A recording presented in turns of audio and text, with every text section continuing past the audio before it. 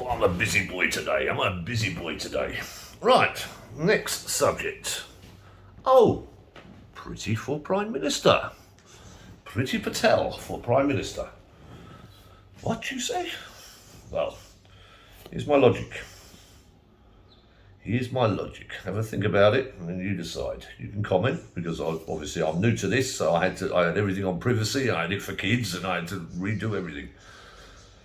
So we have a situation of people crossing the channel and coming over to the United Kingdom. 30,000 they reckon this year. The government has now turned round and said that these people are not illegal immigrants, they are not economic migrants, they are arriving passengers. That's the official government line now. They are arriving passengers. That's what we have to call them. So from now on, don't get called out. They are arriving passengers. But that's not what I'm here to talk about. Why Priti Patel?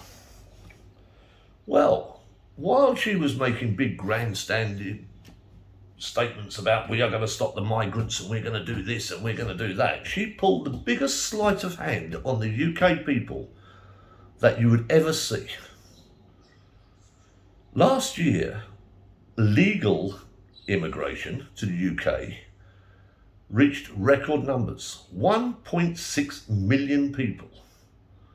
Now, if you take in the population of Birmingham, 1.4 million,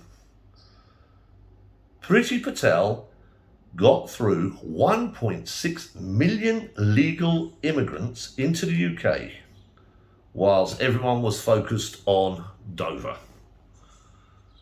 I think that's pretty damn good. As for the globalisation, let's not go into globalisation, Murph. Let's not talk about we'll talk about globalisation then. Part of the WEF, you'll own nothing and be happy. Part of the WEF forum is that you've got to destabilise the populace of that country. So if you are white, Celtic, doesn't matter. If you're Jamaican, doesn't matter. If you're Indian, doesn't matter. Destabilise the population. And part of that is mass immigration to create a global community. One ring to rule them all, one ring to bind them. So it is the globalist side of the argument that we're doing. So whilst everyone is concentrating on these 20, 30,000 immigrants coming across the water, what do they do in the background? 1.6 million in. Pretty good, huh? Pretty damn good. So that's my vote for Priti. I think she has done an amazing job at destabilising the UK economy, and I think the only right and proper thing for her to do is to actually turn around and take on the Premiership.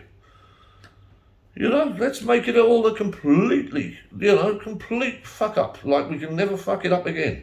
Let's really bankrupt the country and let's drive it into the sea and make sure that the churches, well, we can't have churches anymore. Even a cricket match now up in Leicester turns into a full-on riot that didn't get mentioned for 20 odd days in the British press. Every night, even during the Queen's funeral, they were fighting. What were they? Muslim and Sikh? Was it Sikh? It's pretty damn bad. When people turn round and try and march, like they did last weekend in Parliament, they were kettled by the police, whilst the Anita group were quite happy to walk around and shout and do whatever they wanted to do. So the devaluing of the Christian values, or whether you're Christian or not, but I mean the Church of England is the Christian value. And if you're going to actually turn around and uphold those Christian values, they're gone. You've already lost the war. And my next video will talk about that. And my next video is quite interesting, actually. But the fact that 1.6 million people came into the UK through legal avenues last year, and everyone's worrying about 30,000 coming across the sea. Priti for Prime Minister. Top notch, girl. That is the biggest sleight of hand I've seen in a long time. I salute you. I salute you, my girl. That is pretty damn good. That is pretty damn good. 1.6 million, eh? Got to smile. If not, you end up bloody crying. Raise your glasses to Priti.